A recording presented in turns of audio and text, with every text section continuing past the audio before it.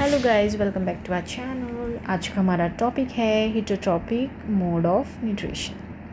हमने last time देखा था ऑटोट्रॉफ्स के बारे में कि कैसे प्लांट्स जो है वो खुद का फूड खुद प्रोड्यूस करते हैं, और तब देखा था कि कई प्लांट्स और लिविंग ऑर्गेनिजम्स ऐसे हैं जो खुद का फूड खुद प्रोड्यूस नहीं कर सकते हैं, इंक्लूडिंग हम ह्यूमन बींग्स। तो फिर ये लोग कैसे अपना फूड जो है उसकी रिक्वायरमेंट को फुलफ़िल करते हैं वो हम देखेंगे इस वीडियो के अंदर। तो सबसे पहले हम देखेंगे होलोजोइक। क्यों ना हम ह्यूमन बींग से स्टार्ट करते हैं।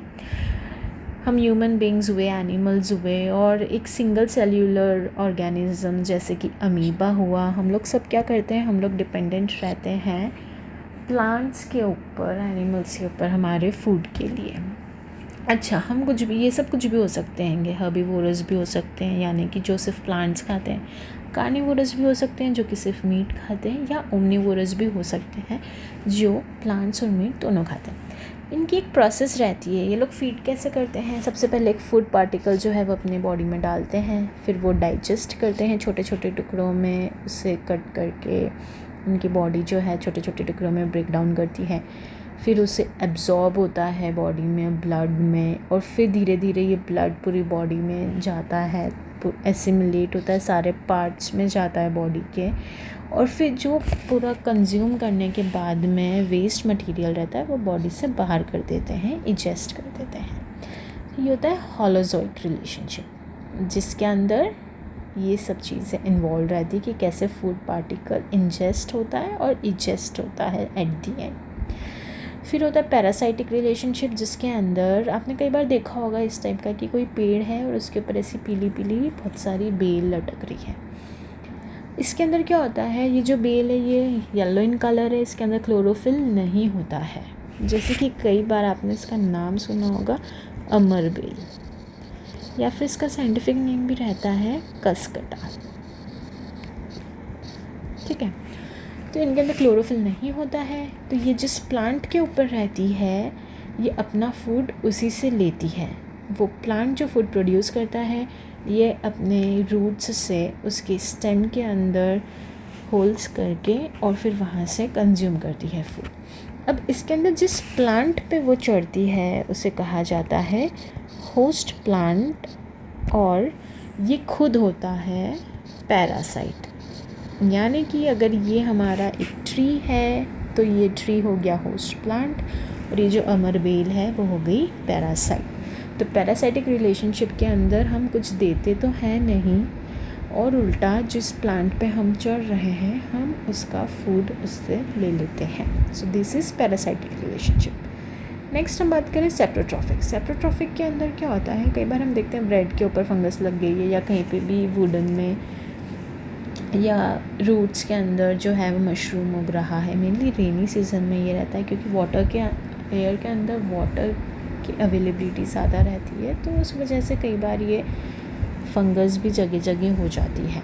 तो बेसिकली ये क्या करते हैं, जो डेड और डिकिंग मैटर रहता है उसे फीड करते हैं, यानी जिस चीज़ पे ये है उसे ही ये सड़ना और सब करना स्टार्ट कर देते हैं, और उसके थ्रू ये अपने मिनरल्स और न्यूट्रिएंट्स लेते हैं। तो इसे कहा जाता है सेप्रोट्रॉफिक रिलेशनशिप। नेक्स्ट आता है हमारा सिम्बायोसिस रिलेशनशिप, जैसे कि लाइकेंस हुआ। लाइकेंस के अंदर क्या रहता है, सिम्बायोसिस में क्या करते हैं, ये लोग मिल के काम करते हैं, यानी कि दे वर्क टुगेदर। कुछ हम देते हैं और कुछ हम लेते हैं। जैसे कि लाइकेंस के अंदर आ गया फंजाई और अलगी। फंजाई क्या करता है, वाटर मिनरल्स और शेल्टर देता है अलगी को, और अलगी जो है वो ग्रीन कलर की रहती है, उसमें क्लोरोफिल रहता है, वो फूड को प्रॉपर्ली सिंथेसाइज करती है। तो दोनों एक दूसरे को जिस चीज़ की रिक्वायरमेंट रहती है वो देते हैं और साथ में रहते हैं, और इस पूरे दोनों के ग्रुप को लाइकेंस कहते हैं। ऐसे क्या होता है, जो प्लांट्स रहते हैं उसको नाइट्रोजन की बहुत रिक्वायरमेंट रहती है, पर वो डायरेक्ट एयर में से नहीं ले पाते हैं, उन्हें सॉल्यूबल फॉर्म में चाहिए रहता है नाइट्रोजन। तो सॉइल के अंदर एक राइजोबियम बैक्टीरिया रहता है जो इस एयर वाले नाइट्रोजन को कन्वर्ट करता है सॉल्यूबल फॉर्म में, जिससे कि प्लांट्स इसे कंज्यूम कर पाएँ। कई बार फार्मर्स जो रहते हैं वो फर्टिलाइज़र्स जो कि नाइट्रोजन रिच रहते हैं वो छिड़कते हैं, जिससे कि प्लांट्स को नाइट्रोजन की डेफिशिएंसी ना रहे। और कई लेग्यूमिनस प्लांट्स के अंदर, जिनके अंदर लेग्यूम्स रहते हैं, उसके अंदर क्या रहता है, फार्मर्स जानबूझ के राइजोबियम बैक्टीरिया जो है वो डालते हैं, सो दैट कि राइजोबियम जो है वो नाइट्रोजन का ज़्यादा से ज़्यादा कन्वर्जन करे और प्लांट्स जो है उनमें नाइट्रोजन की डेफिशिएंसी नहीं रहे, और इसके बदले में राइजोबियम बैक्टीरिया को शेल्टर और फूड मिलता है प्लांट्स से।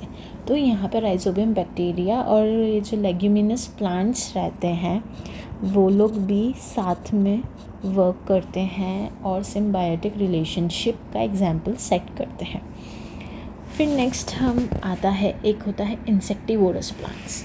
आपने पहले भी मेरा एक वीडियो देखा होगा इंसेक्टिवोरस प्लांट्स का, जैसे कि पिचर प्लांट। ये शायद जग लाइक स्ट्रक्चर रहता है इनका, और ये क्या करते हैं, जो भी कोई इंसेक्ट इनके ऊपर आता है उसे ट्रैप करते हैं और इनके अंदर जो है वो ले लेते हैं।